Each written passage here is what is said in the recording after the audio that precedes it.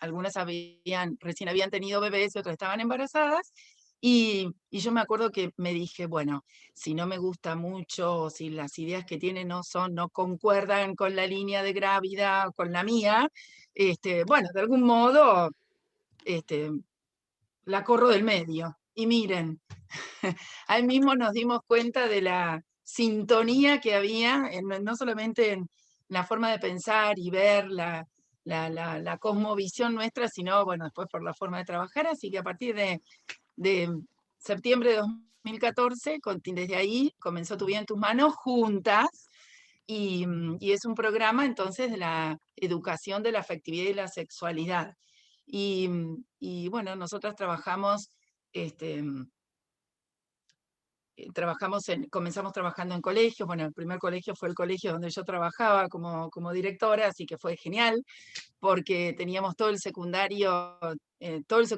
los cursos tenían 2 horas semanales de Tu Vida en Tus Manos, que era entonces el proyecto de educación, la ESI, que teníamos que tener. Todavía en ese momento no era tan obligatoria como ahora, pero de todos modos nosotras pudimos trabajar muy bien durante unos cuantos años, de primero a sexto año del secundario, en un colegio de mujeres, y así que nosotros decimos que nuestro programa está aprobado.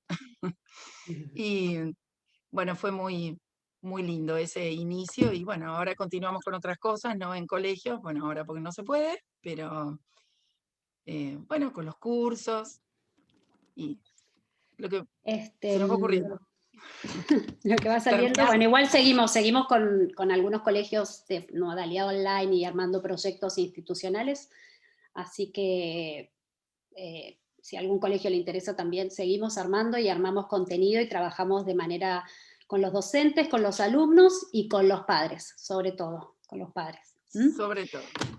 Pero bueno, Una entonces, consulta, sí, perdón. ¿dijo algo?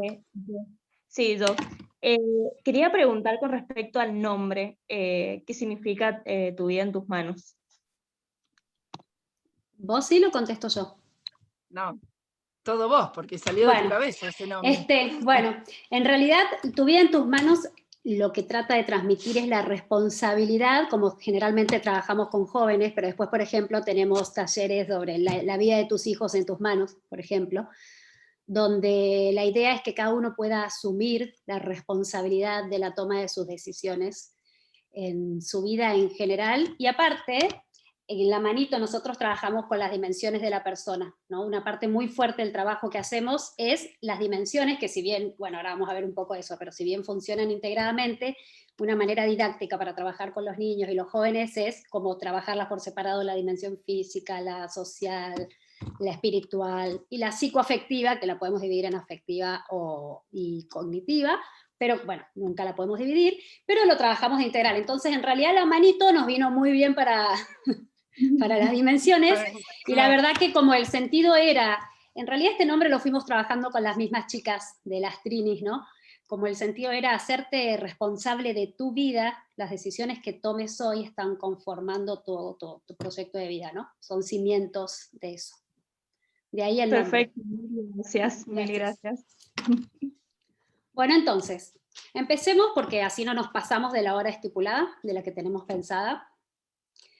Empezamos a pensar esta charla sobre la premisa de que yo conversando mucho con Silvina, ¿no? Muchas veces en nuestras conversaciones yo le digo, ¿qué hubiera querido saber o escuchar cuando era adolescente, o cuando era joven, o cuando estaba de novia, o cuando me estaba por casar, o cuando estaba recién casada?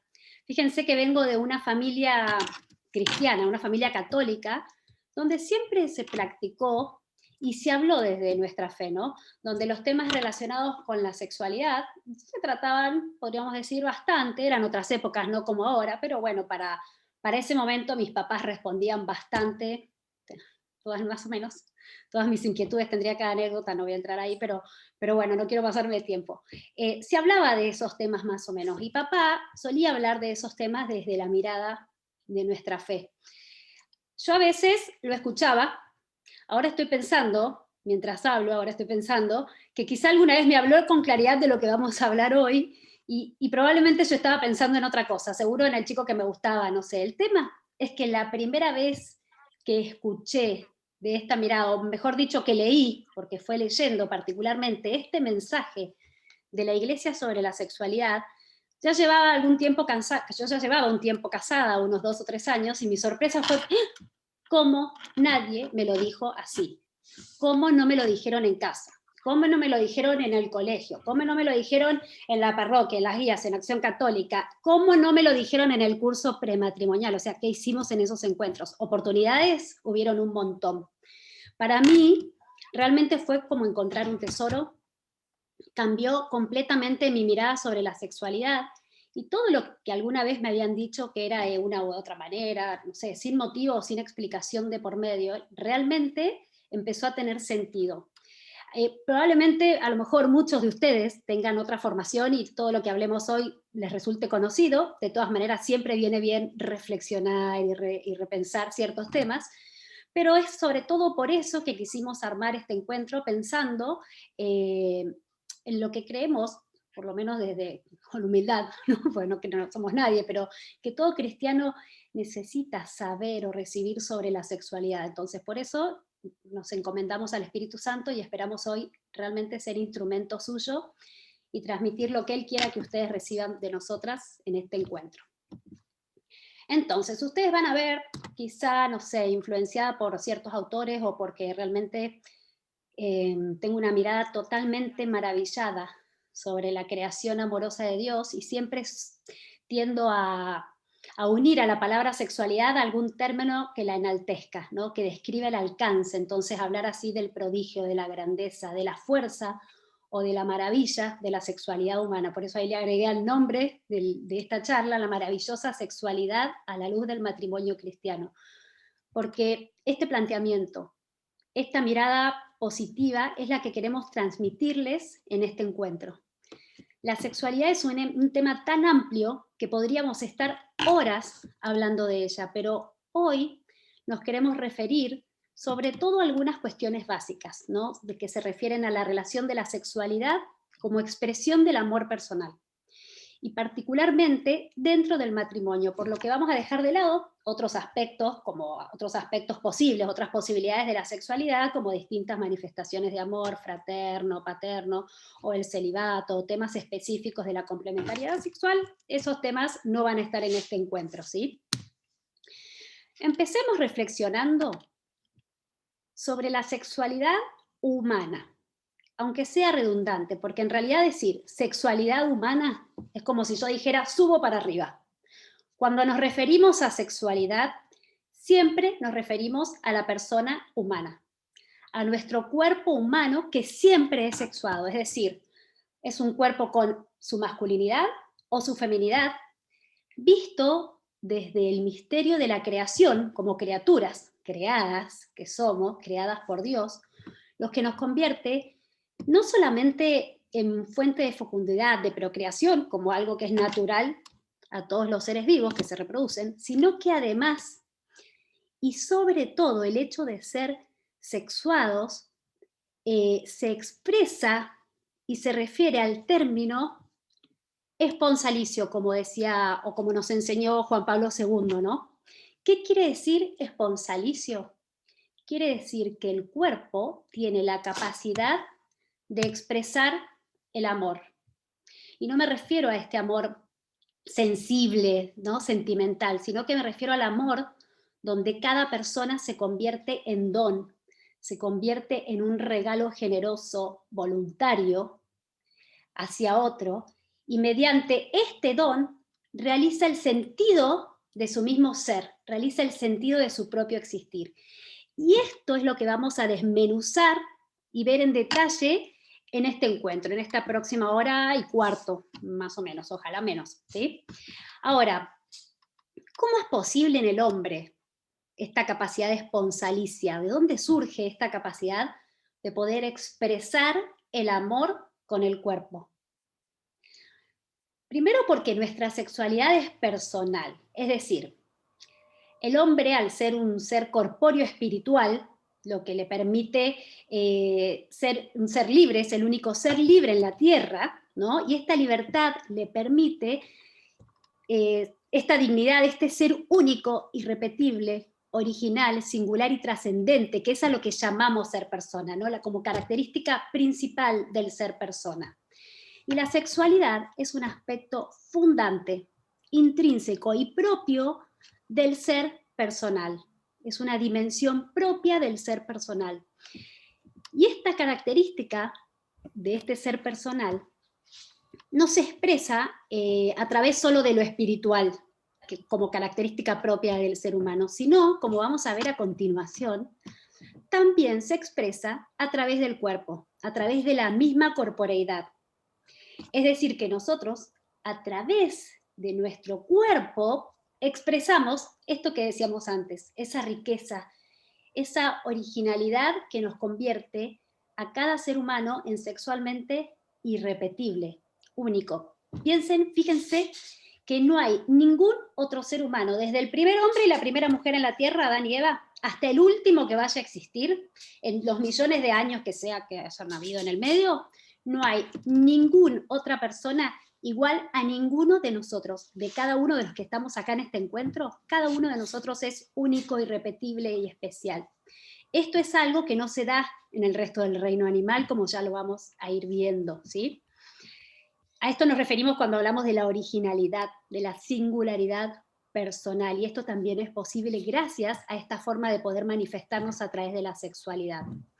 Y a la vez, esto nos pide, o mejor dicho, nos exige, integrar nuestra sexualidad libremente a todas nuestras dimensiones.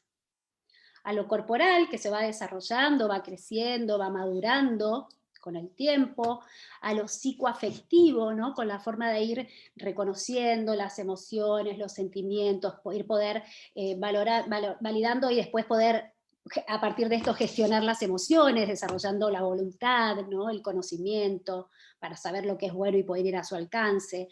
Lo espiritual, el proyecto de vida, ¿no? El saber cuál es el sentido de la vida. Lo social, la forma de expresarse de cada uno, primero como varón y como mujer, y después cada uno en su propia feminidad y en su propia masculinidad, ¿no? Con esa forma original y única de expresarse, de relacionarse con otros. El integrar esta sexualidad a toda nuestra personalidad se va logrando a medida que vamos creciendo, a medida que vamos madurando, sobre todo en la adolescencia, ¿sí? Para que llegado cierto momento, esta esté completamente integrada, y eso es lo que llamamos madurez. Fíjense, se van a dar cuenta de este proceso ¿cuál es este camino de integración de la sexualidad? En general se integra desde el egocentrismo. Vieron que el niño se habla de la etapa del egocentrismo, que está sentado llevado a sí mismo, todo soy yo, todo está centrado en él, y a medida que la persona va madurando, se orienta hacia el alterocentrismo, es decir, hacia poder salir de ese sí mismo para poder ir al encuentro del otro. Todo este es un proceso de madurez que ojalá, y en el mejor de los casos, al llegar a la adultez, este proceso ya está terminado. Igual nunca terminamos, siempre vamos madurando y creciendo, ¿sí? Pero al final de la adolescencia uno espera que este proceso esté ya alcanzado, esta integración.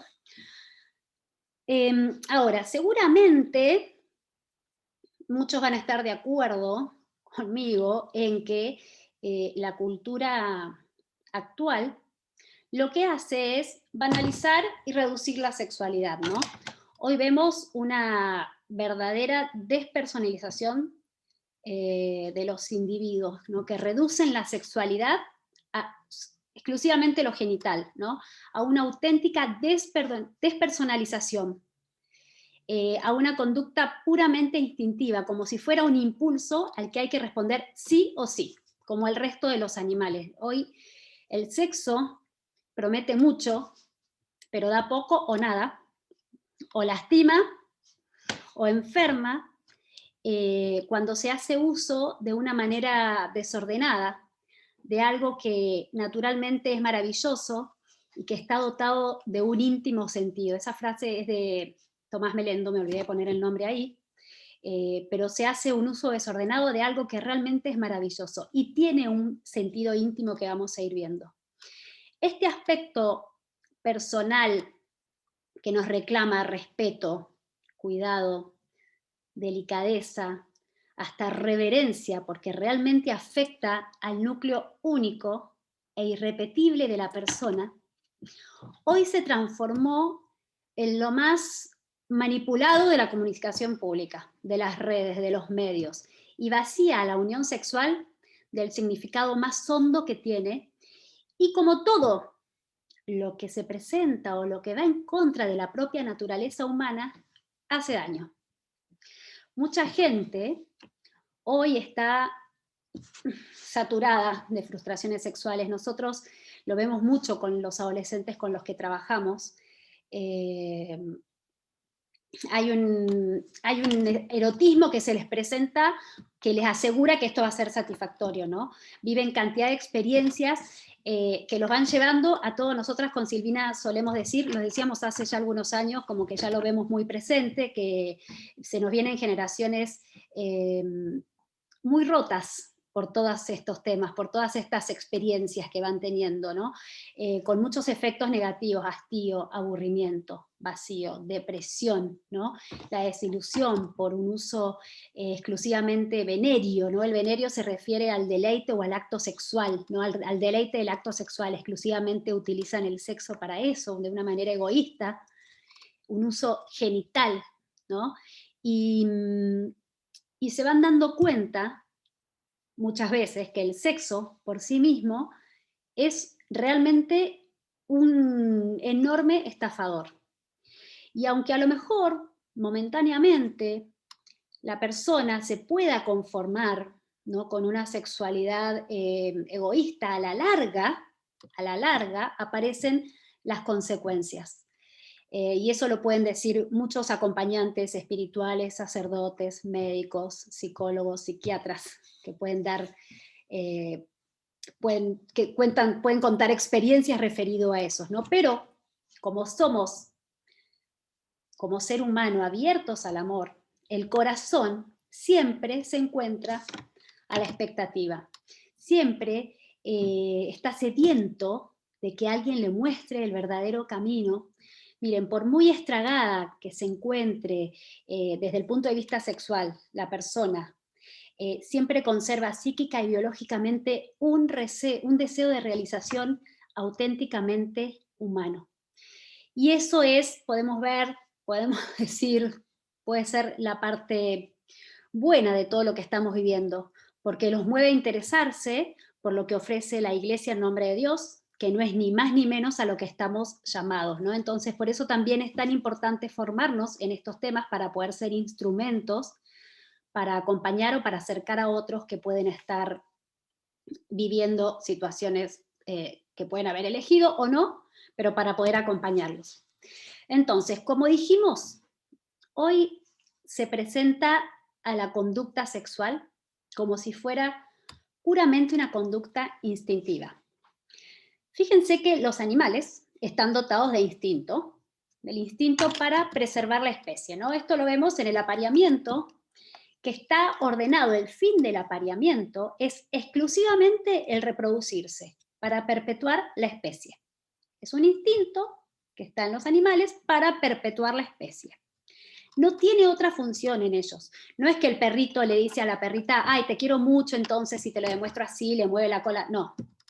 Tampoco el perrito elige a esa perrita en particular, sino que cualquiera que sea la perrita que esté en celo, a él le viene bien.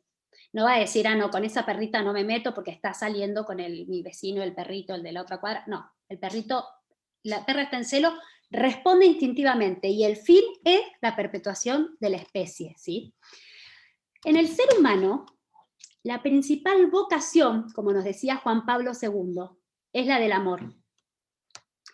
Y todo en el hombre está o debiera estar orientado hacia el amor, sobre todo lo que es más trascendente en él, lo más personal como es la sexualidad. Y a través de la maravilla de la sexualidad, el ser humano puede expresar este amor de donación que le es propio. Este amor oblativo, este amor de donación al que está llamado, ¿no? Ahora, las personas no tenemos un instinto como los animales que regule ese deseo de comprometerse con el otro, ¿sí? Como el perrito que se va a cruzar con la perrita en celo sí o sí. Nosotros tenemos este llamado al amor, pero no tenemos un instinto que regule este deseo de querer comprometerme con un otro. No tenemos un instinto que guíe y que encauce ese deseo de amor a alguien específico, o un instinto que encauce el deseo de ser padres de una manera adecuada a ese llamado natural, ¿sí? Y brindarse al otro amorosamente. ¿Por qué no lo tenemos como instinto? Porque somos libres, somos seres libres, somos los únicos seres libres en la Tierra. Y en función de esta libertad es que nosotros podemos responder a este llamado o a este fin de manera adecuada, de manera ordenada, o por el contrario, es posible desvirtuarlos buscando, por ejemplo, el placer sexual sin considerar amorosamente a la pareja, así como, por ejemplo, el querer satisfacer los deseos de paternidad o maternidad, omitiendo el encuentro sexual, que es la forma natural, y transgrediendo la propia naturaleza. Y en verdad, muchas veces terminamos justificando estas dos actitudes diciendo que no es antinatural, sino que es lo esperable, o que es lícito buscar, por ejemplo, como fin el placer puramente erótico. Se escucha mucho, es una necesidad corporal, entonces si está para eso, ¿no? Es lícito buscar el placer puramente erótico, entonces justificamos el hedonismo, que es cuando el placer es el fin, ¿sí? El hedonismo es cuando el placer es la meta, es el fin, generalmente referido a todo lo que tiene que ver con las tendencias sexuales, ¿sí? Entonces lo justificamos al hedonismo como una opción tan válida como la amorosa, como esta expresión de amor, y la convertimos en el fin de la propia realización. Y todo lo que hagamos está justificado para alcanzar lo que es lo que vemos mucho hoy, ¿no? Pero la sexualidad humana no está programada así, hedonistamente, sino que está planteada de forma amorosa. ¿Y esto cómo se hace evidente? De una manera sencilla, fíjense. Cuando vemos que las relaciones entre el varón y la mujer, por ejemplo, o entre los padres y los hijos, que es más fácil, no funcionan cuando se descuida este aspecto donativo, cuando se descuida este aspecto amoroso, cuando no hay un amor genuino, sino un amor egoísta entre los protagonistas, o sea, que solo se preocupan por su claro beneficio, los resultados no son buenos. Por supuesto que esto es más fácil de reconocer en las relaciones de los padres con los hijos, ¿no? Porque cuando están presididas por el egoísmo, a lo mejor se vuelven más conflictivas, entonces se genera una distancia que sin amor es muy difícil es insalvable. En cambio, en la relación que sucede entre el varón y la mujer, no es tan evidente. ¿Por qué? Porque como el varón y la mujer son complementarios y se perciben como mutuamente complementarios, cada uno puede pensar que es posible usar hedonistamente, o vamos a decir egoístamente, las aptitudes del otro que me complementan, sin necesidad de entregarme yo misma, sin necesidad de entregarle mis propias aptitudes que lo complementan, sin necesidad de integrarme completamente al otro. Ahora, el hombre, la persona humana, nunca puede ser usado como un medio para alcanzar un fin. Porque la persona humana siempre es un fin en sí mismo, como decía Kant, aun cuando la otra persona quiera ser así utilizada. Su dignidad siempre es lo primero y lo más importante, ¿no? Como a veces nos dicen los jóvenes, bueno, pero si yo quiero que me use y ella quiere que la use, ¿qué problema hay? Si es un pacto entre los dos, la persona humana nunca puede ser un medio, siempre es un fin. Y ponemos un ejemplo, y el mismo ejemplo que van sacando los chicos, este ejemplo lo sacamos de nuestros alumnos, ¿no? La vida es un derecho de toda persona, ¿no? Todos estamos de acuerdo que la vida es un derecho, es más, es el primer derecho, sin el cual los otros derechos no existen, ¿sí? Entonces, si vemos a una compañera del colegio que está en el techo del edificio, y porque está re depre, porque se peleó con el novio, y se quiere tirar, realmente se quiere tirar del techo, y bueno, es su voluntad, qué sé yo, está pasando un mal momento.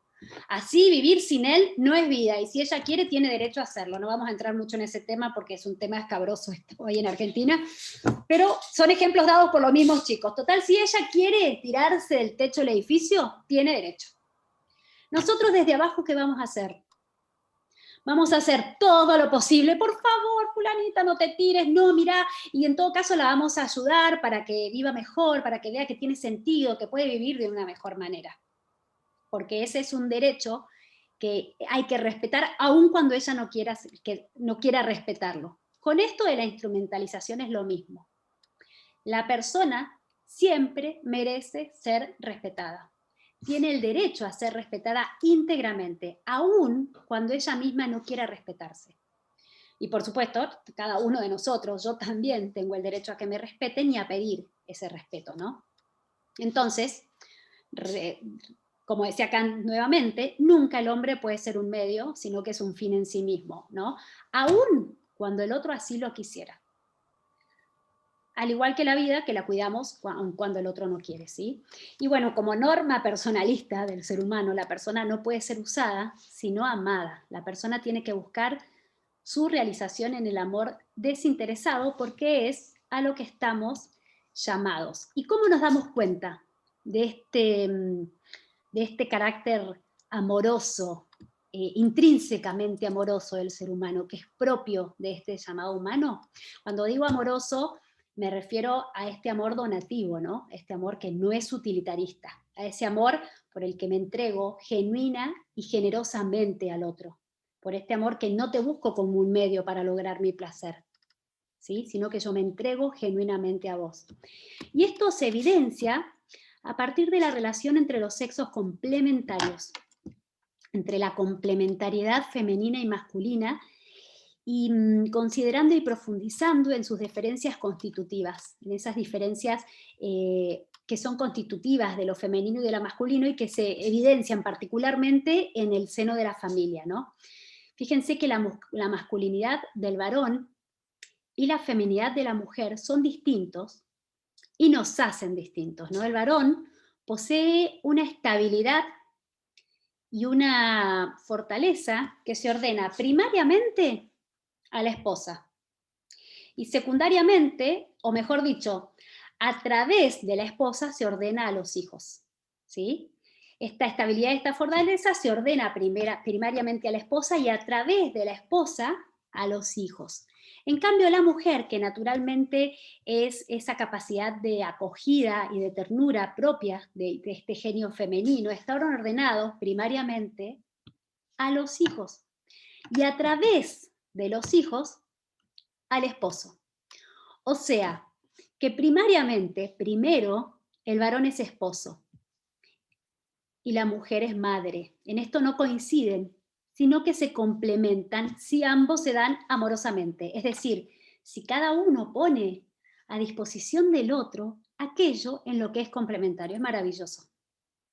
Y así encuentran lo que a cada uno le falta, ¿no? El varón encuentra a la esposa, a la mujer, y la mujer al padre de sus hijos, y a través de esa complementariedad encuentran ese elemento de unión que los funde en un interés común, que es la familia, ese ámbito donde se da la creación de la cultura del amor, de la cultura de la vida, ese lugar donde surge la vida, ¿no? Donde se experimenta su primer desarrollo y particularmente donde se aprende esta principal vocación del hombre, que es el amor, ¿no? La familia es el laboratorio del amor, donde se aprende el amor espontáneamente, ¿no? Aparte de ser la primera escuela de amor, como me decía Silvina el otro día, es el laboratorio del amor, donde se aprende el amor de manera natural y espontánea, ¿sí? Ahora, esto no es algo, esta vocación propia de la persona no es algo nuevo, ¿no? Ya hay un dicho de hace muchos años que un varón o la mujer valen lo que valen sus amores. Hace años se escriben sobre el amor propiamente humano. Feuerbach es antecesor del marxismo ateo, ¿no? Y él decía que uno es lo que ama, no ser nada y no amar nada es lo mismo. Él decía que donde no hay amor, no hay verdad. Y tenemos, por ejemplo, 250 años antes de Cristo, un dramaturgo de esa época llamado Plauto decía que nada vale quien nada ama. O sea, que esto no es ahora, esto es desde siempre, dicho con palabras sencillas pero prácticas. Si un ser humano no llega a amar, es decir, si la persona no transforma en amor todo lo que realiza, lo demás resulta insignificante, resulta vano o incluso resulta dañino, ¿no? Es como una batidora cuyos elementos aislados no funcionan, pero, o sea, no baten, como si los elementos aislados funcionaran, pero en realidad no funcionan cuando los metemos en donde corresponde. Lo que hacen los elementos, cualquier ama de casa me va a decir si no es cierto, en el cajón de la cocina es estorbar. Si no me sirven para batir o para amasar, están molestando en el cajón. No cumplen su función, molestan. Y como dice José Kentenich, como decía, de nada sirven todas las partes de nuestro cuerpo si no están al servicio de esto, ¿no? Si no están al servicio de esta disposición al amor propiamente humana, que es la vocación del amor, como decía Juan Pablo II. ¿Y esto por qué? ¿Por qué el ser humano se identifica de manera tan profunda con el amor? ¿Por qué? Porque el amor es el principio y el fin del ser humano. Y además es el movimiento. Nos movemos por amor. Todo lo que hacemos es o debiera ser por amor. Hasta lo más simple, lo más básico. Por ejemplo, cuando como, cuando me alimento, cuando como algo rico, me estoy dando un gusto, porque me quiero y me quiero dar un gusto a mí. O cuando me tengo que hacer un análisis al día siguiente, porque tengo un tema de salud, y digo, no, esta noche no voy a cenar, dejo de alimentarme, porque sé que al día siguiente tengo que estar en ayunas, y como tengo que cuidarme, tengo que hacerme este análisis. O un Viernes Santo, o un miércoles de ceniza, un día de ayuno, digo, voy a hacer ayuno por amor a Cristo, que dio su vida por mí, o voy a dejar de comer esto tan rico que me gusta porque tengo una amiga que está pasando un mal momento y lo ofrezco por ella, por amor. Todo lo que el ser humano hace puede y debe ser encauzado o debe ser por amor. ¿Y esto por qué? Y en primer lugar, porque nacemos del amor. Nacemos del amor divino e infinito que nos crea en una cooperación intimísima, estrechísima, con el amor humano de nuestros padres. Dios nos crea y nosotros somos cooperadores, los que somos papás hemos sido colaboradores de Dios en ese instante de la creación de una nueva persona, ¿no? Nacemos del amor infinito de Dios. Por otro lado, estamos destinados al amor. Estamos destinados a amar a Dios y a las personas, ya sea en esta tierra, tornándonos cada vez más felices a partir del amor, y con esta semejante preparación nos vamos preparando para amar definitivamente al amor de los amores durante toda la eternidad. Y por lo mismo la persona crece, se perfecciona como persona gracias al amor, como vimos recién. Entonces, con total certeza podemos decir que la persona humana es participadamente, particularmente, amor. Y la sexualidad, por el carácter íntimamente personal que tiene, se revela desde el primer momento de entrada como el medio más específico, ¿no? Como el instrumento privilegiado para poder despertar, para poder manifestar y para poder hacer crecer el amor entre un varón y una mujer como personas sexuadas. Por eso es tan importante y por eso la tristeza, el vacío que provoca la banalización actual, ¿no?, que vemos de todo lo que tiene que ver con la sexualidad, porque cuando no podemos ver, no podemos advertir lo sublime que implica la sexualidad, ¿no?, la altura moral que tiene la sexualidad, algunos o muchos no perciben realmente hasta qué extremo influye en su propio ser y tienden a tratarla como un objeto más de consumo, ¿no?, con las consecuencias que esto vimos que trae, ¿no? Un número hoy de jóvenes, y no tan jóvenes, sitúan a la sexualidad y a las posibilidades que les da la sexualidad en la misma línea de todos los instrumentos de recreo, de entretenimiento. Es como si fuera algo añadido a su persona, ¿no?, el que uno puede disponer a placer, y no como algo que realmente nos configura intrínsecamente y en la total condición personal. Reflexionar a todos los jóvenes, sobre todo que están acá, pero a los no tan jóvenes también, ¿no?, sobre la propia sexualidad, el papel que quiero que ocupe en mi vida, cómo la vivo hoy. Eso es invertir en mi futuro, es invertir en mi futura familia y en mis futuros hijos, como decía José Kentenich, ¿no? Sí, le decía, ¿no? Entonces, para ordenarnos, así le voy dando la palabra a Silvina. La sexualidad es aquello mediante lo cual se modula el ser del hombre como varón y como mujer, gracias, como veíamos recién, a esa participación en el ser personal de Dios que nos crea en cooperación, con la cooperación de nuestros padres, ¿sí? Y hace de cada sujeto un ser masculino, varón, o un ser femenino, mujer, que están orientados al amor recíproco. Esta modulación, que es la definición más clásica, es un modo de ser y de estar, un modo de ser persona masculina o femenina. Esta modulación o este modo de ser persona, mujer o varón, alcanza desde lo corporal, lo fisiológico. Fíjense que en cada una de las células del cuerpo es femenino o masculina. Lo psíquico, lo afectivo, hasta lo propiamente espiritual.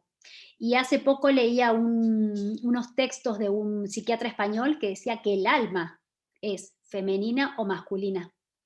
Y hace así de cada hombre una persona masculina o una persona femenina con el sinfín de características que le son propias, como hombre o mujer, como varón o mujer, y aparte originales, como cada uno, que es un ser único, diferente y original.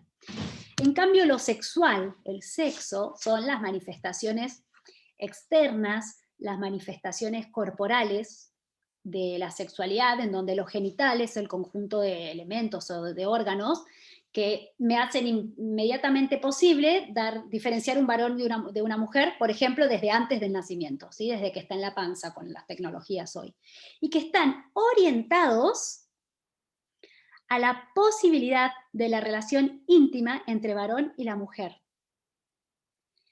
Esta conformación, esta sexualidad que también se expresa desde la corporeidad, desde lo corporal, están orientados a la posibilidad, no es obligación, es una posibilidad, de la relación íntima entre varón y mujer, como llamamos al acto sexual, relación sexual, hacer el amor y otros nombres. Como decía el padre Kentenich, citándolo de nuevo, que la verdad que, bueno, él es un gran personalista que ha escrito y reflexionado mucho sobre la sexualidad, de nada servirían todas las partes de nuestro cuerpo si no estuvieran al servicio de esto que hablábamos antes con Juan Pablo II, de esta disposición al amor, de esta vocación al amor propiamente humana.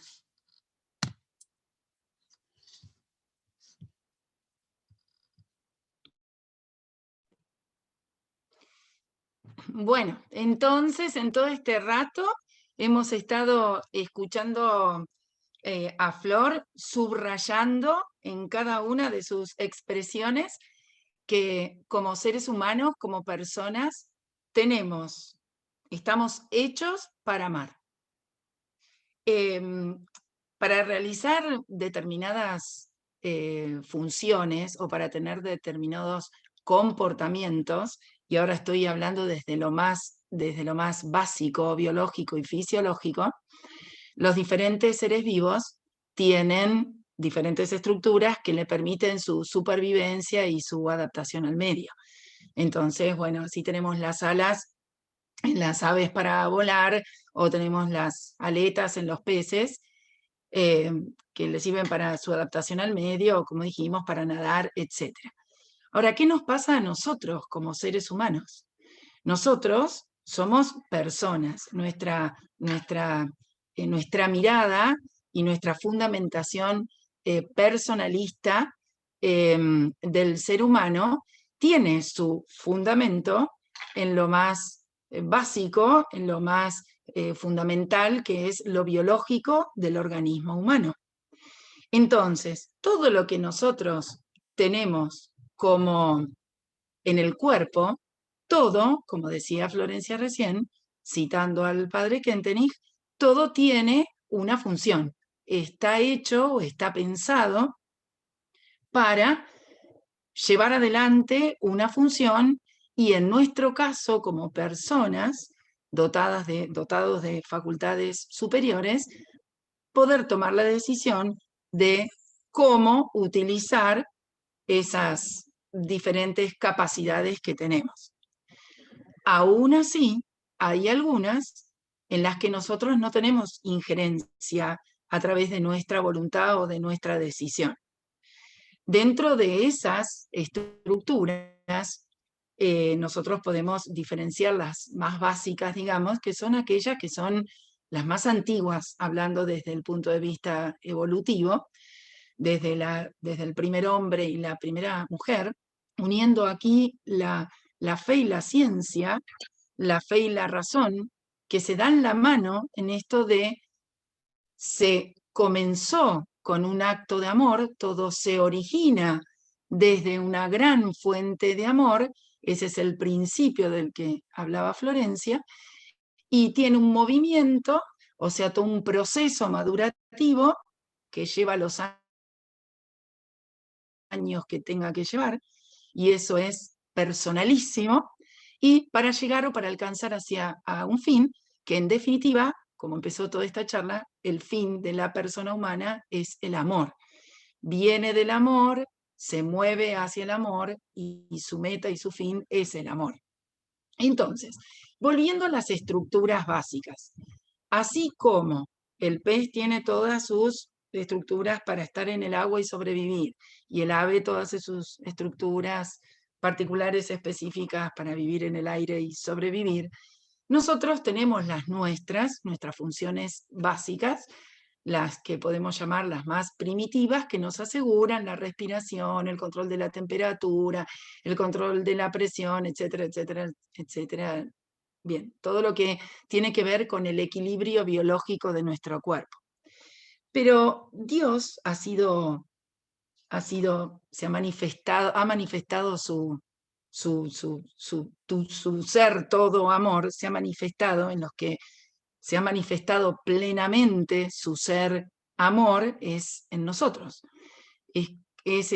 Somos esta creación, como Dios tomó un barro que tenía dentro de él todo lo que puede haber en lo mineral, en lo vegetal y en lo animal, y a eso le insufló su característica más propia, que es el amor.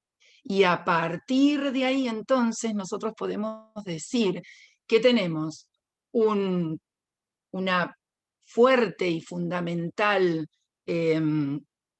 digamos, biología que nos sostiene, en la que compartimos muchísimo con este reino mineral, este reino vegetal y este reino animal, porque tenemos elementos químicos que compartimos con todos ellos. Respecto de los animales tenemos funciones que compartimos, y con los mamíferos superiores, dentro de los cuales estamos nosotros también como seres humanos, desde lo biológico, compartimos muchísimas funciones. Pero Dios ha querido poner sobre esas funciones básicas y primitivas algo más propio para hacer de estos organismos vivos llamados seres humanos, Homo sapiens sapiens, algo más. Y ese algo más se apoya sobre esa estructura básica y a ese algo más lo llamamos espiritual, lo espiritual, que contiene, no, pero está muy bien que me dejes en amor inteligente, Flor, porque ya estoy en eso. Y en ese, ¿por qué decimos amor inteligente? Yo estaba mencionando que sobre lo más primitivo y fundamental, Dios ha querido eh, permitir que se desarrolle en nosotros todo lo que tiene que ver con las facultades superiores. Y decimos amor inteligente entendiendo por inteligente todo aquello que tiene que ver con la inteligencia, o sea, con esa facultad de discernir, de diferenciar lo que sirve de lo que no sirve, lo que me hace bien con lo que me hace mal, de lo que me hace mal, que me lleva a poder decidir el día, en el momento en que estemos en el momento de ese proceso, digamos, en el que estemos aptos para tomar esas decisiones. Y además tenemos que poner dentro de esto que decimos inteligente, la voluntad al servicio de esa toma de decisiones. Y también eso nos permite decir que dentro de esa inteligencia o de eso espiritual de lo que Dios nos dotó está la libertad, o que de ahí surge nuestra libertad. Podemos decir que somos de todo digamos, de todo el reino animal, además de compartir lo que compartimos con ellos, que nos permite la supervivencia, tenemos algo enorme más que nos hace libres, libres para poder tomar decisiones, para poder, bueno, para poder discernir, para poder decidir aquello que quiero para mi propia vida hoy y que va a tener que ver con la vida que yo voy a tener en el futuro. Entonces, sobre ese amor inteligente, además Dios quiso poner algo más todavía, que es la capacidad de amar. Esa es como un tercero, un mayor nivel de amor inteligente. Ya es más que inteligente, es capaz de darse. Y hoy Flor nos dijo, y citó varios autores, que nos dicen, y que desde antes del antes dicen, que todo está hecho en nosotros, está dotado para amar, porque si no hay amor, nada vale. Si no nos damos en ese amor donativo, entonces, ¿qué somos? ¿Para qué estamos? ¿Para qué servimos? Eso está tan implícito, tan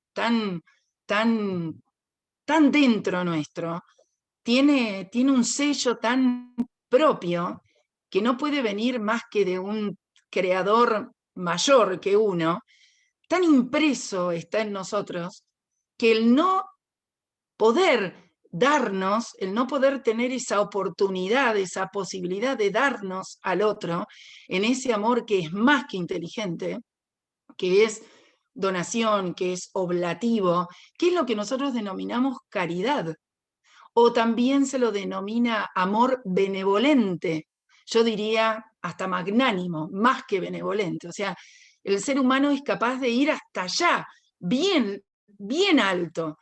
¿Por qué? Porque Dios así lo quiso desde el principio. Entonces, ahora volvemos a nuestro fundamento biológico. ¿Cómo hacemos nosotros para que todo esto hermoso de lo que nos dotó Dios, para que este amor inteligente y donativo y oblativo se lo podamos dar a alguien? Y sí o sí es a través del cuerpo. Y Dios nos dio el cuerpo para eso. Y el cuerpo viene con todo lo que tiene dentro. El cuerpo viene con lo que el padre Kentenich le pone como nombre pulsiones.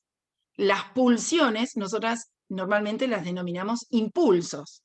Todo aquello que tiene que ver con lo que sale de nosotros en ese movimiento que tenemos hacia lo que naturalmente estamos, que es hacia el otro, hacia el tú. Porque aún en las primeras etapas de la vida, aún en esas etapas, como citó Flor, del niño que es egocéntrico, que todo lo quiere para él, que el centro del mundo es él, aún en ese niño nosotros también podemos ver esa capacidad que tiene, o esa, no es capacidad, sino esa pulsión que tiene en ir al encuentro del otro, ya sea del que tenga, ya sea la madre, el padre, quien conviva con esa criatura, por más pequeñita que sea, lo tiene impreso en su ser, está dotado de eso.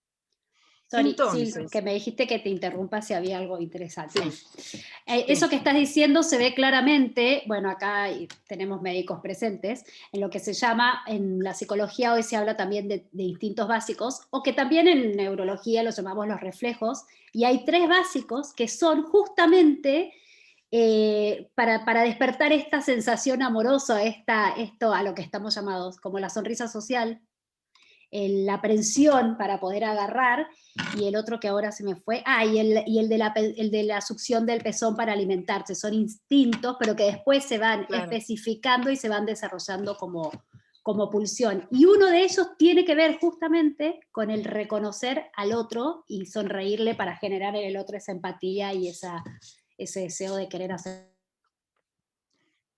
Tal cual. Bueno, y para seguir citando al padre Kentenich, él, cuando hablaba, cuando nos hablaba, bueno, cuando nos habla, porque está tan presente, ¿no?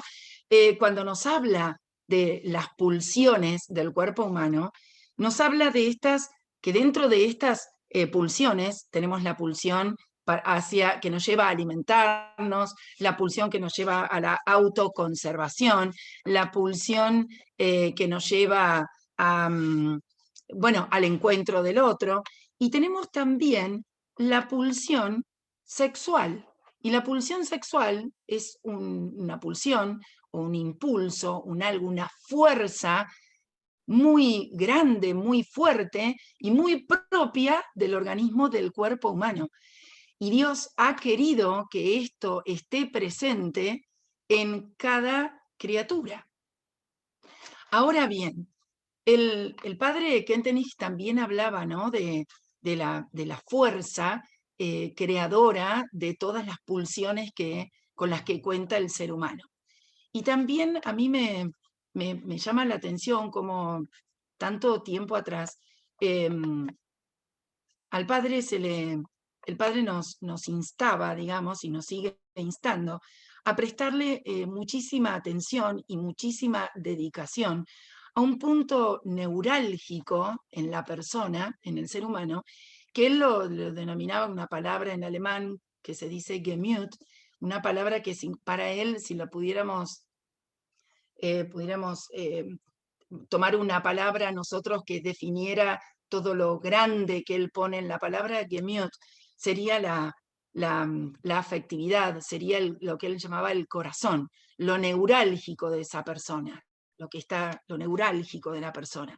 Entonces, en ese punto neurálgico, él dice que ese punto neurálgico es como un puente, más que un puente, un engarce entre lo más primitivo, lo más básico que tenemos las personas, con lo más alto, con lo más espiritual y lo más grande que tiene que ver con todo el amor y lo donativo. Y él nos dice que a ese punto neurálgico que nosotros hoy con Florencia, sobre todo cuando compartimos lo que damos, lo que estudiamos, es lo que nosotros llamamos la afectividad. Hoy lo mencionamos así, el mundo de los afectos, el mundo de las emociones, el mundo de los sentimientos. Nada más que el padre Kentenich a todo esto lo ponía en un lugar tan central al que había que entender y prestarle mucha atención para darle luego a la pulsión sexual el lugar que tiene dentro de la sexualidad. La sexualidad que es humana, la sexualidad que es personal, la sexualidad que sin libertad propio de los que tenemos inteligencia y voluntad no podría existir. Flor hace un rato nos mostraba la manito de las 5 dimensiones de la persona humana y le atravesó la palabra sexualidad. Es que también nos decía Florencia que es como redundante hablar de sexualidad humana o de sexualidad personal, porque no hablamos de sexualidad en otros seres vivos, solamente en nosotros. Y la sexualidad tiene implícita todas estas capas, digamos, superiores, todos estos regalos, esta obra maravillosa que Dios ha hecho en nosotros. Esto que está al servicio de lo mejor de la mejor versión que uno puede tener. ¿Cuál es la mejor versión de uno? Todo aquello que uno puede plasmar en el otro, la buena obra que uno pueda dejar, lo trascendente de uno. Y la sexualidad es humana, es personal, porque libremente, usando su inteligencia y su voluntad al servicio de esa trascendencia, puede dejar huella. Huella que va a permanecer en todo ese mundo con el que nosotros nos vinculemos. La huella que vamos a dejar en todas las personas con las que nosotros convivamos, ya sea el estado de vida que cada uno tenga. Eso es sexualidad humana y personal. Esa afectividad o Gemüt es en la que nosotros queremos hacer hincapié cuando estamos con nuestros adolescentes y jóvenes. En la necesidad, en la intencionalidad, les diría que hasta conductista, para que ese adolescente o ese joven se fije, se dedique, se conozca interiormente, conozca esa interioridad, esa parte de su ser, esa afectividad que si no la conoce, no la va a poder manejar. Y el no conocerla hará que eso que tiene que llegar después de ese proceso de maduración del que hablábamos hoy, de eso que también llamábamos movimiento, que va a tener que terminar, no terminar, no es la palabra terminar, pero que tiene como fin, como objetivo el autodominio. Entonces, ¿qué relación hay entre todas estas facultades superiores y la sexualidad humana y personal? Que si nosotros no la miramos de frente, no la conocemos con todas aquellas, no condiciones, sino con todas aquellas partes que la integran, no la vamos a poder hacer nuestra, no vamos a poder ser libres. La conducta sexual es lo más libre que tiene la persona humana. La conducta sexual, o sea, lo que hagamos con nuestra pulsión sexual, es lo más libre de todo lo que tiene el ser humano. Porque nosotros con ella podemos hacernos lo mejor o lo peor que puede existir en un ser humano. Podemos ser la versión más excelsa, la más parecida a lo que Dios pensó, o podemos ser la bestia más salvaje que por supuesto Dios no quiere que seamos, porque no estamos hechos para eso. Cuando entramos en esas situaciones tan terribles de violación, de abuso, entramos en esa de perversión, de conductas pervertidas, que hoy se están naturalizando, y por eso nosotros queremos como darle así como se está naturalizando tanto una conducta que no es natural al ser humano, nosotros queremos reflotar, queremos subrayar, queremos volver a poner sobre la mesa para que se vea que estamos hechos para otra cosa. Y el resultado es el que habla. No hay persona que denigrándose a sí misma, porque mal utiliza o pervierte todos estos dones que nuestro Creador nos regaló, no hay persona que ande por ese camino que encuentre felicidad en eso. Yo no me meto en terrenos de enfermedad mental porque no sé, en primer lugar. Estamos hablando en términos de generales, digamos, de lo que nos pasa a las personas y de lo que deseamos que les pase a las personas que queremos. O sea, transitar nuestra vida mediante conductas o comportamientos que lleven a la plenitud, porque para eso estamos, para eso fuimos pensados. Desde el seno materno estamos para eso.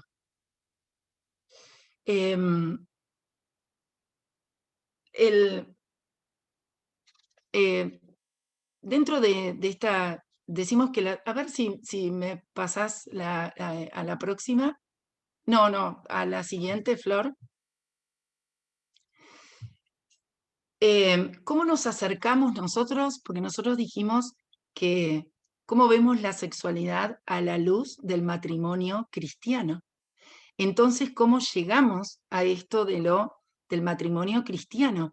¿Cómo unimos todo lo que dijimos sobre la sexualidad humana y personal que tiene que ver con el amor, con lo que tenemos para dar?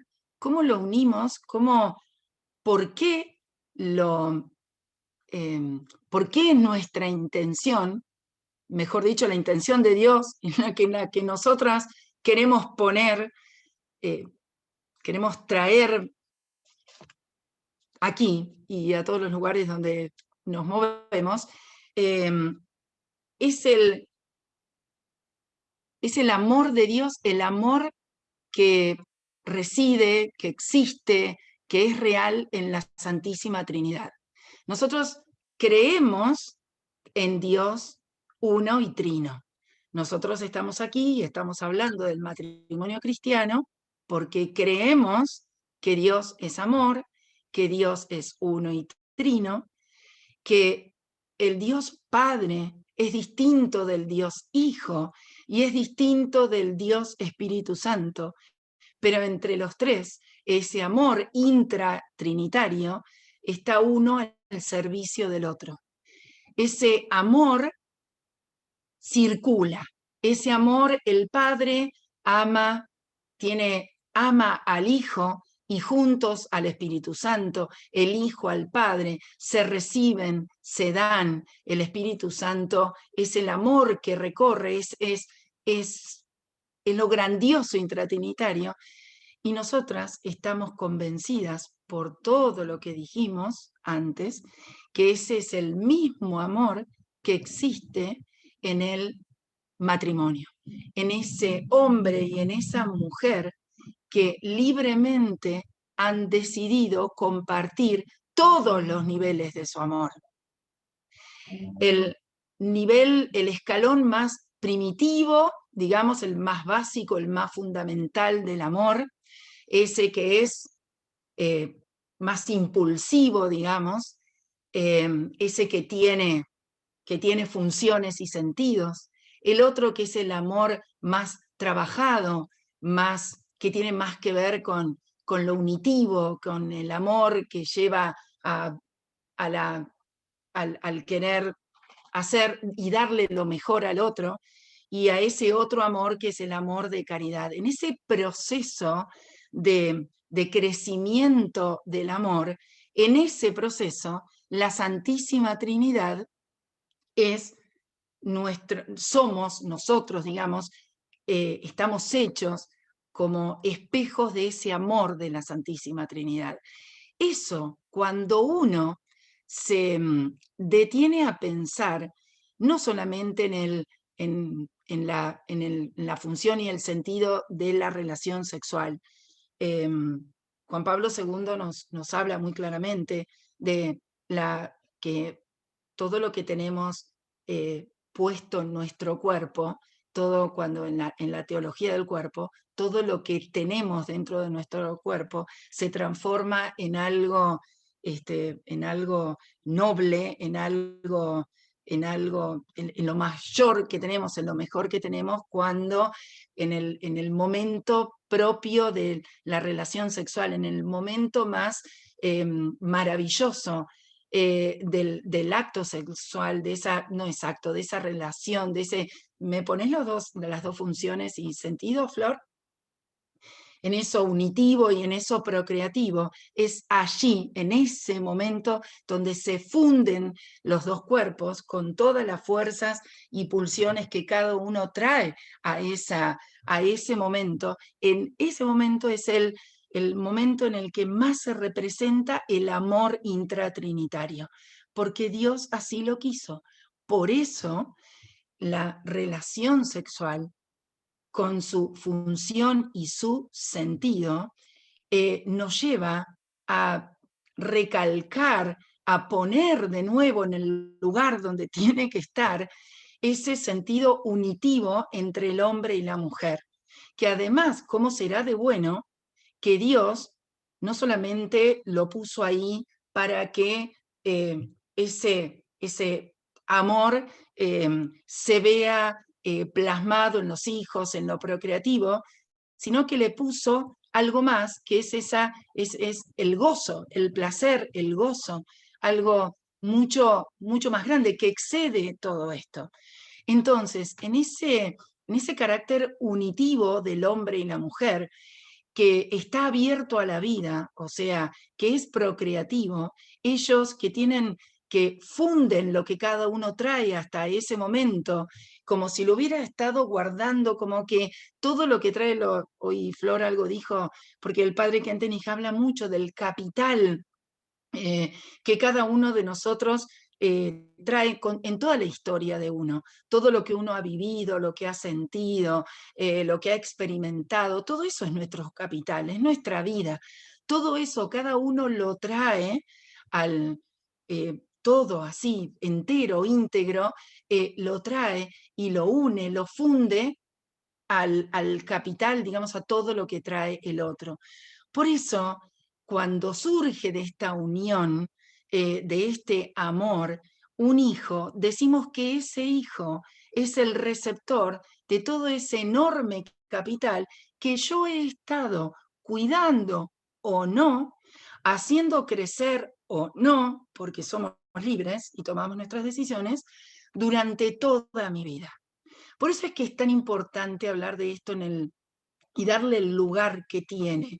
Porque si a un adolescente o a un joven no lo invitamos a, a, a poner esto en el lugar que tiene que estar, de ninguna manera vamos a poder de un día para otro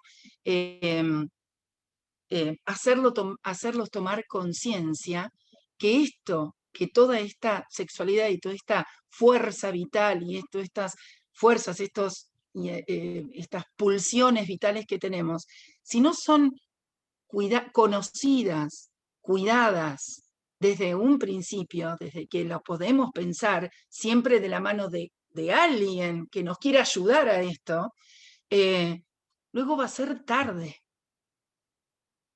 Eso no quiere decir, yo no quiero decir con esto, y también tomo las palabras del padre Kentenich, que si nos ha pasado algo en nuestra historia de vida, si no hemos podido estar a la altura de lo que queremos, de lo que proyectamos, de lo que queremos que forme parte de nuestro proyecto de vida, eso no quiere decir que no podamos recomenzar.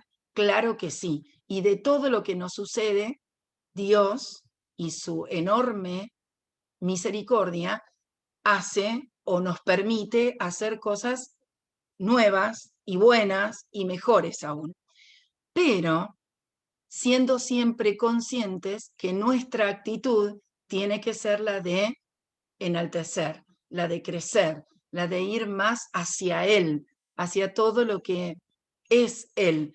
Entonces, la relación sexual... Una cosa, antes de que sigas a la otra parte, porque tiene que ver con algo que preguntaron recién en el chat, qué significa que yo me integro con el otro, y tiene que ver justamente con esto que vos estás diciendo, ¿no? Esta dimensión unitiva de la relación sexual tiene que ver que la persona siempre, siempre cuando hay un encuentro sexual, se entrega por completo al otro, aún aunque no quiera hacerlo. O sea, eso de que, no, bueno, esto es físico nada más. No, yo no voy a dejar a los pies de la cama donde sea estas palabras se estará riendo Selmira porque se las estoy robando a ellas, se las escuché a ellas alguna vez.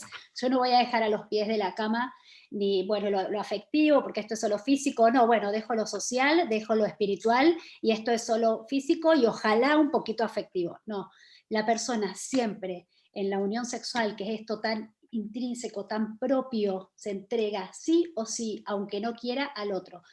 Y si intenta no hacerlo, esto tiene consecuencias, deja huellas, porque todo acto sexual queda grabado en el ser humano, deja una huella, aunque mi intención realmente no sea la de unirme verdaderamente al otro. Y cuando hablamos de unión integral, estamos hablando de la persona por completo, con todas las dimensiones que la conforman. Lo corporal, por supuesto, lo físico, lo psicoafectivo, lo emocional. Me entrego porque tengo un motivo, porque no te utilizo como un medio, sino que me entrego para vos, con este sentido que hablábamos, de este sentido del amor. Lo social, porque tenemos un compromiso asumido entre los dos, públicamente asumido, en el caso de lo que estamos viendo hoy, a través del matrimonio. Y lo espiritual, nuestro proyecto de vida, lo que tenemos en común, que queremos, el sentido que le queremos dar a nuestra vida cuando ya somos uno. Entonces, a eso nos referimos con que me entrego integralmente, me entrego toda, y esa unión, este sentido unitivo se da en un compromiso libremente asumido, como dentro de nuestra fe, el matrimonio, ¿sí? Perdón, sí, porque venía justísimo antes de que te vayas del tema para contestar esa pregunta. Sí, de todos modos recién vi, porque claro, mientras estaba hablando yo no miré el chat, pero recién apareció una pregunta que dice qué pasa en el caso de una violación. Bueno, es que es justamente eso. La misma palabra, ¿no? La violación es sufrir, alguien que ha sufrido una violación, es sufrir en lo más profundo, lo más inherente y lo más esencial del ser humano. Es decir, la violación rompe ese, ese esa función y sentido, porque en realidad claro. justo es la misma pregunta que le hice, ¿te acordás del otro día al padre Fuentes? Le hice una pregunta parecida a esta, teniendo en cuenta estos fines en el tema de una violación. No hay unión, porque la unión es libremente asumida con el otro, y me entrego a vos, asumida. Entonces, en una violación no es un acto voluntario, no es un acto libre. La persona que está siendo sometida no está eligiendo, ¿sí? Sí, y además, si nos vamos dice, me imagino que en los casos de violación se agrede al ser entero del otro y por eso es tan, claro, a eso quería llegar, tan central, nos define tanto como personas, ese lugar, si le pudiéramos dar un lugar dentro de nuestro cuerpo, es agredido, ese lugar, es una, bueno, por supuesto que existen luego el acompañamiento para la sanación, ¿no? Lo mejor posible, pero ese daño es a lo más profundo del ser humano. Por eso, la persona que comete estos actos, como decíamos recién, más allá que exista una enfermedad mental, por eso, pero que comete estos actos es el que está eligiendo utilizar estas capacidades o estas posibilidades que tiene la sexualidad humana para hacer daño. O sea, se está convirtiendo en la versión más pobre, paupérrima diría yo, salvaje, o sea, que ni siquiera se puede definir como, bueno, Claro. lo más bajo a lo que puede llegar una Como persona, dice ¿no? Leonardo, como decíamos la vez pasada, que dice Leonardo Castellani, que es la persona, el único que puede ser perverso, esas son perversiones las que estamos hablando, el único ser vivo que puede ir en contra de la propia naturaleza. Los animales no pueden, los animales no se sodomizan, los animales no se... el ser humano, como es libre, puede utilizar esta libertad para el amor, como veíamos, para crecer y desarrollarse, o para ir en contra incluso de lo propio a lo que está llamado, ¿no? Ahora, fíjense que sin ir al caso de la violación, em, porque cuando hoy se invita al ejercicio o a la conducta sexual libre, descontrolada, desorientada, sin un objetivo, sin un contenido, digamos, que tenga que ver con la persona humana, o sea, cuando se animaliza la conducta sexual, hay algo que eso está como generando un terreno propicio para pisar luego, para pasar por encima del respeto, no quiero decir derechos, pero del derecho a ser respetado, no del derecho, de la dignidad de la otra persona. Ya no es derecho a ser respetado, estoy pasando por encima estoy destrozando o intentando romper la dignidad o no estoy teniendo en cuenta la dignidad de la otra persona. Es decir, cuando uno se presta atención, digamos, o por qué a nosotros nos tiene que poner en alerta máxima toda esta hipersexualización, erotización, etcétera, etcétera, a través de las redes sociales o a través de, bueno, en la vida. ¿Por qué nos tiene que poner en un alerta máximo rojo? ¿Por qué?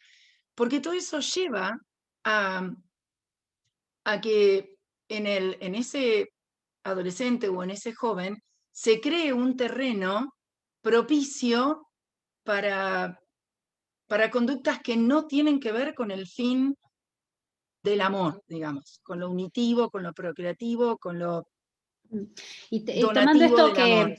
esto que estás diciendo, y también justo la hermana María Victoria, tomando esto que estás diciendo, ¿no? Que las personas que, es bueno saber que las personas que han sufrido abusos también están llamadas a vivir la sexualidad de manera maravillosa como lo están planteando, me trae a la memoria el ejemplo de una alumna nuestra que había sido abusada durante muchos años por un familiar, no me acuerdo si era su padrastro, su papá, el abuelo, alguno de ellos, y estaba viviendo en el hogar del colegio donde trabajábamos, y en una de las clases de sexualidad hablaban las chicas de por qué primer año, decían las chicas, estas son las ideas también que tienen ellas, que por qué se van a poner de novias si son tan chicas para tener relaciones. Bueno, estaba el tema de que si estar de novio implica tener relaciones, bueno, no sé qué. Y esta chica dice, yo me voy a casar virgen, yo estoy segura, yo sé que me voy a casar virgen. Y sus compañeras, que conocían su historia, todas automáticamente la miraron, y ella dijo, lo que a mí me pasó no tiene nada que ver conmigo. Eso no es algo que yo elegí, yo no quería eso. Yo soy virgen y me voy a casar virgen, y estamos hablando de otro tipo de virginidad espiritual, si va más allá de lo físico. Esto para decir lo que decía Silvina también, y para demostrar también que en el ser humano todo está orientado a ese crecer, a ese desplegar hacia el amor, al amor a uno, hacia el amor a los otros, como una forma del ejemplo esto, ¿no? Que nadie, como dice la hermana, nadie puede robar la libertad. Y todos pueden elegir amar más allá de lo que les haya pasado. Tal cual, exactamente. ¿El fin unitivo y el procreativo tienen el mismo valor o uno de los dos más importante? No, el fin, digamos, el fin es el amor en sí, digamos. O sea, lo unitivo y lo procreativo son parte de ese gran fin que es el amor. es la donación. O sea, Claro, el son unitivo y dimensiones más que fines. ahí está. Dimensiones. Son Son más que fines, esferas de la sexualidad. exactamente. Eso Son las recuerdo, funciones. claro. Justamente una vez estábamos en una reunión de matrimonios y, bueno, nosotros, mi esposo y yo, estábamos recién casados y muy jóvenes, y, y recuerdo que salió en ese grupo de matrimonios, había un matrimonio estaban en proceso de adopción del segundo de sus hijos. Y recuerdo que en ese momento, bueno, yo no podía profundizar en lo que se estaba hablando, pero hoy recuerdo eso y hoy sí lo puedo ver con un marco muchísimo más amplio. O sea, tenía 21 años en ese momento y ahora tengo más de 40 más. Lo que quiero decir es que uno de esos matrimonios dijo que ellos digamos, en su amor matrimonial, no tenían la posibilidad de lo procreativo, pero que esa posibilidad procreativa, al no tenerla, les hacía aún más grande su amor, digamos, hoy unitivo, su amor como esposos, y todo puesto al servicio de esos hijos que otros habían tenido para ellos y que Dios había dispuesto. En su momento, por ahí no lo entendí tanto. Hoy digo, claro, porque la función unitiva y esos matrimonios que no pueden tener hijos entonces, no podemos decir que la función o la dimensión unitiva no sea tan importante o tan valiosa como digamos, la procreativa, ¿verdad? Es decir, una y otra, bueno, como dijo Flor, son dimensiones. Las dimensiones sí Digamos, se no las dan podemos, juntas. Exacto. claro, no le Bueno, y podemos dar para ir valor. terminando, así si hay preguntas y podemos seguir contestando las preguntas que, bueno, ya fuimos algunas respondiendo. Lo que queremos transmitirles en este encuentro, esperamos haberlos hecho, es esto, ¿no? La importancia de la sexualidad a la que estamos llamados, ¿no? En un vínculo estable, comprometido, que, como decíamos hace un rato, en función de nuestra fe, se alcanza en el matrimonio cristiano. La necesidad de darle su lugar y de verlo como lo que realmente es, ¿no? Como un acto de amor, un acto de unión abierto a la vida. Los invitamos a reflexionar sobre esto, ya que el amor de los esposos es totalmente diferente a todos los otros tipos de amor, porque es un amor total, es un amor fiel y es un amor fecundo. Es total porque se comparte absolutamente todo, ¿no? Se comparte sin reservas, sin egoísmos. Quien ama a su esposo no lo ama por lo que el esposo da, sino que lo ama por sí mismo y aparte lo enriquece a él con este regalo, con ese don de sí, ¿sí? Esta diferencia es importantísima. Fíjense que el amor instintivo es posesivo, ¿sí? Ese amor sensible es posesivo, mientras que ese amor espiritual es oblativo, está puesto al servicio del otro. El hombre se mueve por este amor espiritual a satisfacer las necesidades del otro.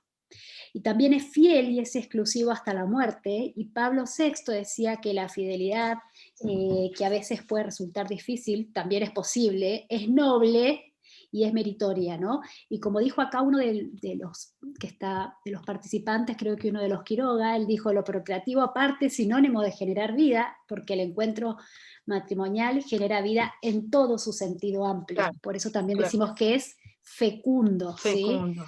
¿sí? Que va más allá también del procrear, porque a veces, por más que en el encuentro no se dé esa procreación, porque también en el ser humano es al azar, ¿sí? O bueno, más o menos, pero al azar, se genera esa vida, ese amor fecundo entre los dos. Así que les deseamos a los esposos acá presentes que su vida matrimonial sea realmente un encuentro de almas, donde se encuentren y descubran cada día ustedes como esposos y sea fecundo en sus hijos. Y también a todos aquellos que sueñan, estos jóvenes que están escuchando, con un amor verdadero, un amor comprometido, fiel y fecundo, que hoy trabajen por eso, poniendo los cimientos, poniendo los medios para poder alcanzarlo algún día y de verdad poder entregarse genuinamente hacia lo que todos estamos llamados por amor, que es por vocación, que es este amor de donación, ¿no? Porque cuando nosotros vamos al encuentro de un otro, vamos con todo lo que traemos encima, ¿no? No nos dio el tiempo para hablar de algunas de estas cosas, pero venimos con nuestra historia, con lo que hemos vivido, entonces trabajemos hoy para que podamos ir al encuentro de esa persona con la que queremos compartir esta vocación especial de amor, de donación esponsal a través de lo que vamos construyendo hoy, de esos cimientos que vamos construyendo hoy a futuro. Recién vi una pregunta de Tarcisio, pero la perdí. No sé si vos podés... A ver si... Podríamos concluir: la falta de entrega es la que genera separaciones entre los esposos. Y yo creería que tiene que ver con lo que estamos hablando del amor. Primero, sí, no sé, creo que tiene que ver, sí. No vamos a hablar de algunos casos en particular, después cada caso en particular será, pero uno lo que ve hoy es cuando este amor realmente no es generoso. Y hoy mucho de lo que vemos también, el amor se va aprendiendo, uno aprende a amar también como ha sido amado, ¿no? Qué lindo acá dice, que me distraigo lo que van poniendo, pero uno aprende a amar también a partir de cómo ha sido, uno aprende a amar a partir también de cómo ha sido amado, ¿no? Uno aprende a amarse a sí mismo y así como se ama a sí mismo también puede amar a los otros, y esta cultura en la que estamos hoy, de este amor egoísta hacia uno, el egoísmo que también me nace hacia mí y hacia los otros, y genera un amor egoísta que es muy difícil de sostener una vida en común, como decíamos recién Pablo VI, que decía que es meritorio, y no dije ahí, pero él también decía que es difícil. No es fácil, es difícil, pero vale la pena.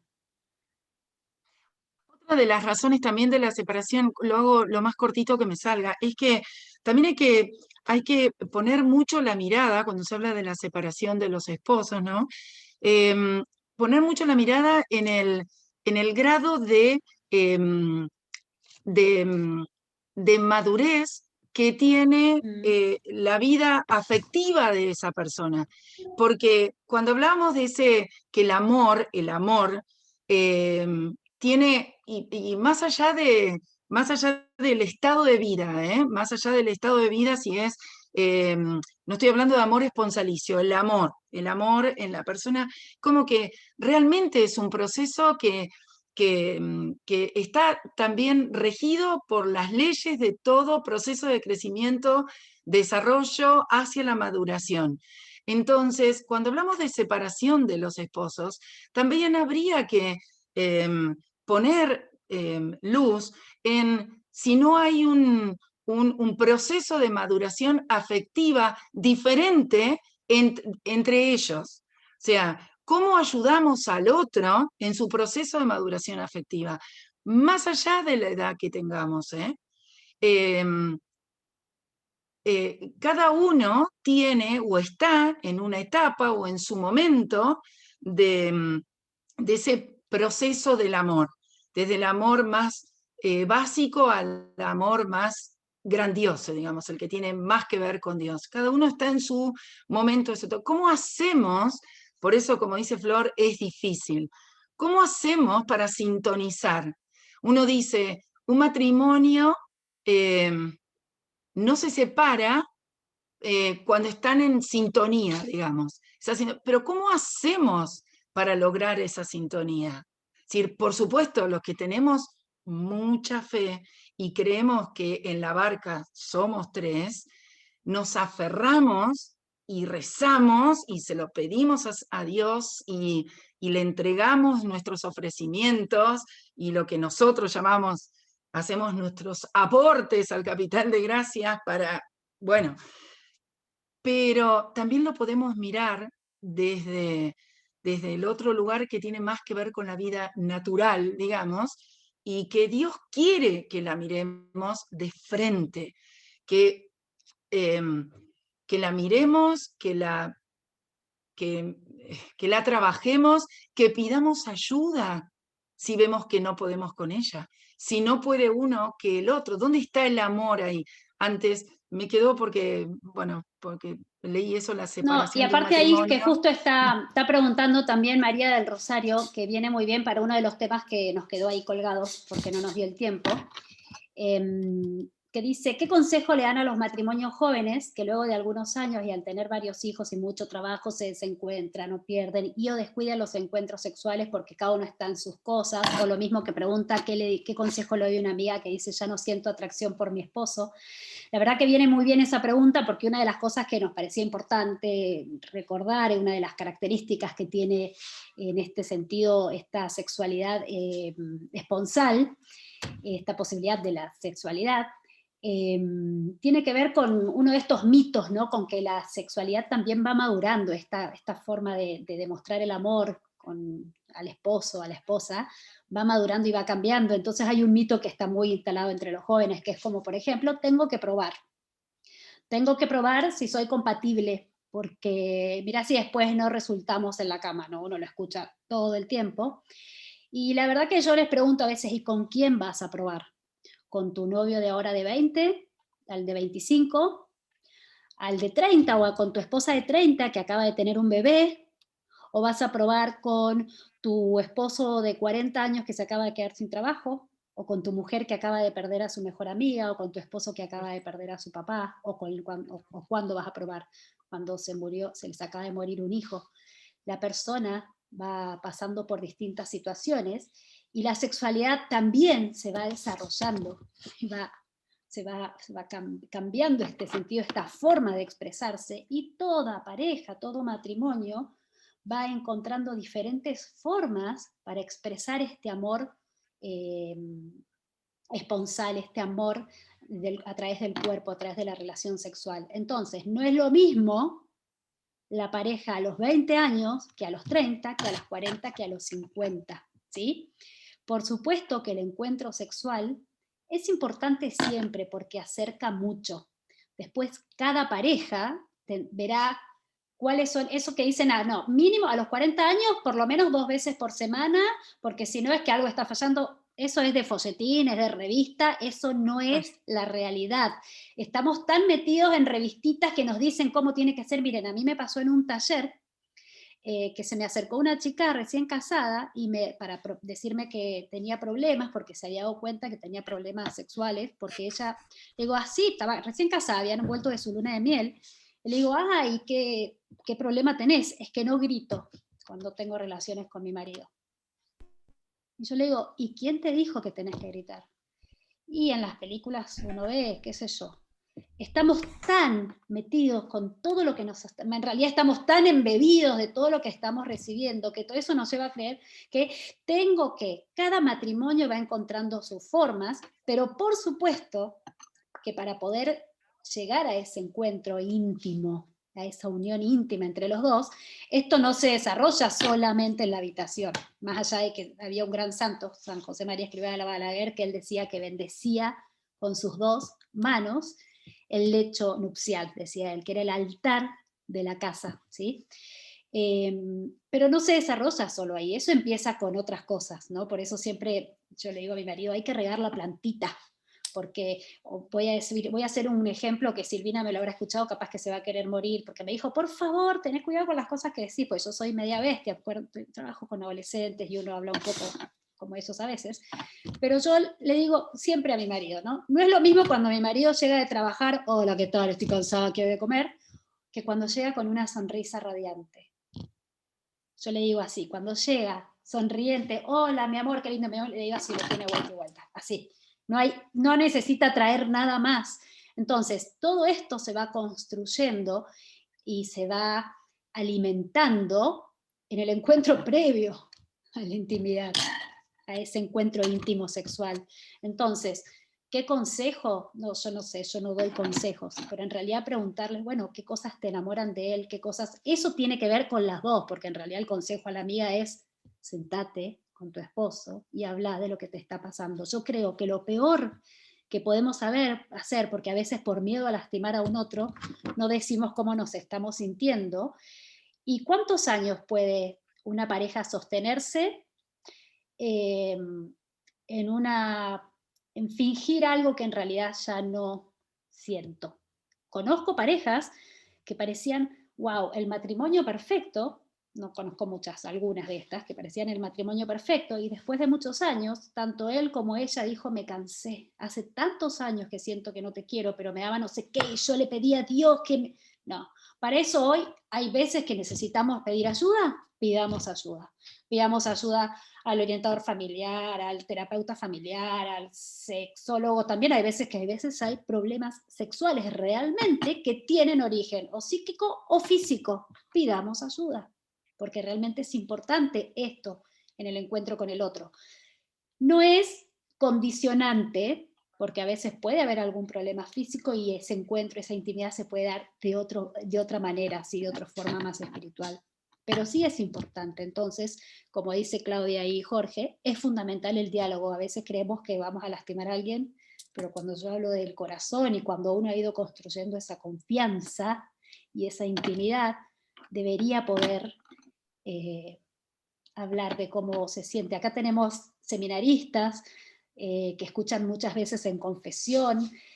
El mejor consejo que uno le puede dar a quienes vienen con estos temas es háblalo con tu esposa, contale cómo te estás sintiendo, o háblalo con tu esposo.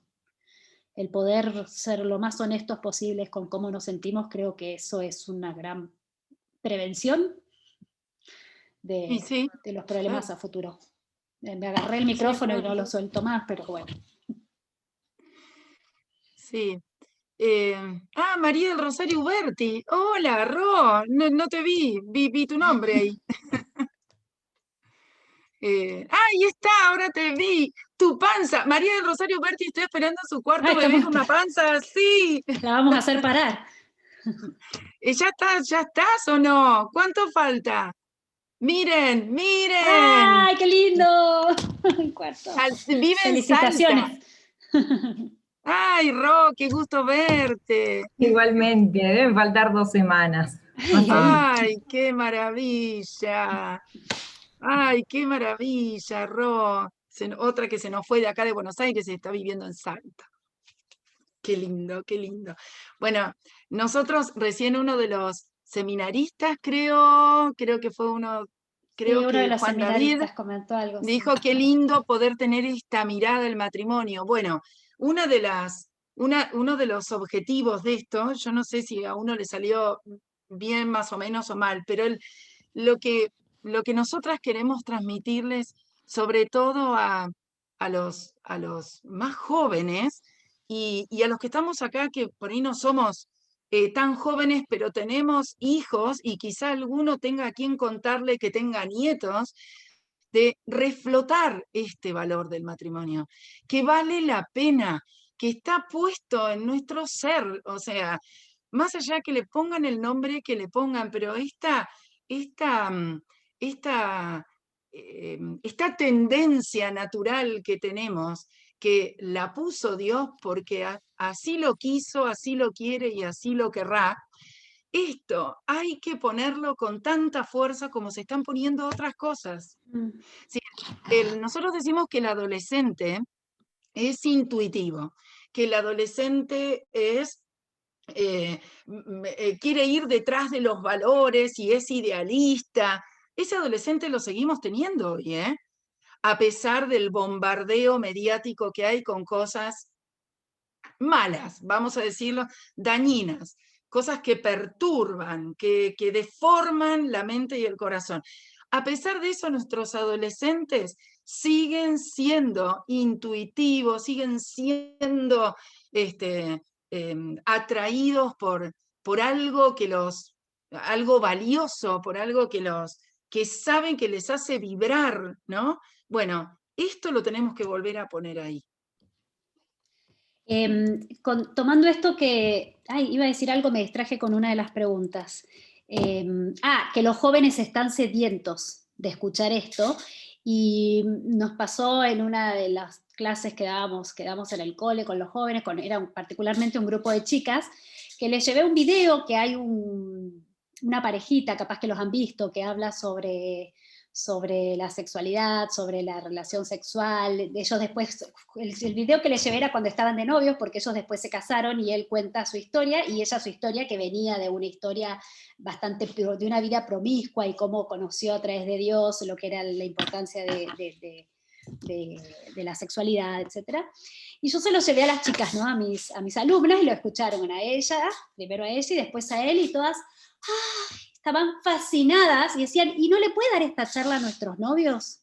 Tal cual. Hay un deseo de algo más. Es. La vida de ella, sin duda, por el ambiente donde dábamos clases, era ver ese deseo de yo quiero eso.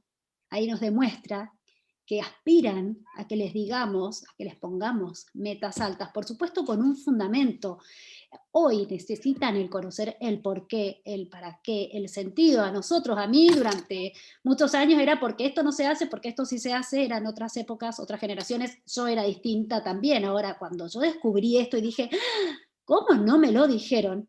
Sí, Jason y Cristina, dice ahí alguien. Cristalina. Jason y Cristian, sí. ¿Cómo no me lo dijeron? Qué fácil, o no qué fácil, pero me hubiera sido mucho más sencillo. O hubiera a lo mejor podido ser más valiente para defender las cosas, a lo mejor para decir, ay no, porque sí, Amor sin remordimiento, que es el libro que le regalamos a las chicas. Claro. Acá dice la hermana Victoria, bueno, me ando por privado, si podían decir algo sobre las relaciones prematrimoniales. En realidad esto que estamos hablando tiene que ver un poco con eso. Estamos hablando aparte, primero, desde la mirada de la fe. Yo tengo amigos que no son católicos, no practican ninguna religión, y se han casado por civil. Es su forma de expresar, de unirse, de comprometerse, de asumir este compromiso, como hablábamos, integral con otro. No lo hacen a través de una religión porque no son creyentes, pero sí entienden ese sentido profundo, está propio en la naturaleza, que implica unirme y comprometerme a uno para siempre. Ese es a lo que estamos llamados, y es el ideal, como sabemos, es la persona la que puede a lo mejor ir en contra de sus propios llamados, ¿no? Porque conocemos gente también que, bueno, si no resulta, no importa, no voy a entrar en eso, pero me separa, no pasa nada, y si pasa a la larga, eso se ve los estragos que deja, ¿no? Ahora, el tema de las relaciones prematrimoniales. Dentro de nuestra fe, entendemos, y por lo que vimos hoy, ¿por qué? Esto es lo que yo me refería. No era porque era pecado, o si es pecado es porque me hace daño. También, todo lo que sabemos que es pecado es porque nos hace daño. Ofendemos a Dios, y como ofendemos a Dios, nos hace daño, ¿sí? Ahora, el otro día que hablábamos con Sil de esto, está puesto el tema, no es lo mismo hablar de una chica de 13, 14 que empiezan a tener relaciones a los 13, 14, que hablar de una chica 25, 30 que se están por casar. El hecho en sí, la relación en sí, está fuera del matrimonio. En sí el hecho es lo mismo, después de repente la circunstancia es diferente, eso después va con cada uno, pero sobre todo yo apuntaría a algo, cuando yo estoy planeando mi vida, formando este proyecto de vida con alguien, ¿sí? ¿Qué es lo que le quiero entregar? Le quiero entregar todo lo que yo puedo ser, y una de las cosas que tiene que ver, que es la castidad, que no la nombramos así con nombre y apellido, pero estuvo como casi todo el encuentro, la castidad, que es esta virtud que implica vivir las posibilidades de la sexualidad en función del estado, en función del estado en que estoy, en que vivo, como casado, como célibe, como soltero, y como toda virtud, se trabaja. Es un acto repetido, un acto, como era la definición de virtud, es un acto operativo, bueno, quiere decir que se repite hasta que se hace un hábito. Cuando no estamos acostumbrados a negarnos a nosotros mismos, Cuando no estamos acostumbrados a decir, a ver, pará, sí, el deseo, uno tiene ese deseo, y más cuando está enamorado, estoy enamorado de mi novio, y yo le quisiera expresar cómo lo amo, y a través del cuerpo, y sí, yo quiero. Si yo en esa etapa de preparación, de conocimiento, puedo ofrecerlo esto que, a ver, por amor a vos, yo también trabajo mi propio autodominio para que llegado el momento te pueda entregar todo lo que soy, y te lo entrego todo, no te entrego ahora una partecita, pero si después resulta que no resulta, me la vuelvo a llevar, no, aparte no me la llevo, siempre queda algo ahí, ¿sí? Me voy también, hasta de una forma práctica, entrenando en esta virtud, porque yo atiendo consultantes, y cada vez me llama más la atención el tema de cómo vienen de una relación en otra, una relación en otra, una relación en otra, y terminan después siempre, primero que las relaciones terminan fallando, y aparte el tema de la infidelidad, cómo está instaladísimo, pero obvio que está instalado. Es muy fácil ser fiel los primeros 5 años, o no sé si es muy fácil, basta, cada vez es más difícil, pero es muy fácil ser fiel cuando recién estoy con esta persona. Pero después de 5, después de 10, después de 15, eso es un entrenamiento, y como toda virtud se ejercita y se trabaja. ¿Y cuándo es el momento ideal de trabajarlo? Previo a entregarme por completo a vos. Iba a decir otra cosa también. Yo le quería dar a referido eso a un esto. toquecito. Dale, sí. El tema hoy hablamos que pulsiones del cuerpo tenemos de todo tipo, pero también dijimos varias veces que la pulsión sexual es en el ser humano la más fuerte. Entonces, uno eso lo tiene que tener claro. El adolescente y el joven y el grande también tiene que tener claro. Es una pulsión propia de mi naturaleza corporal y es fuerte. Y me puede llevar muy alto, pero también me puede arrastrar muy bajo. Puede llenarme de entusiasmo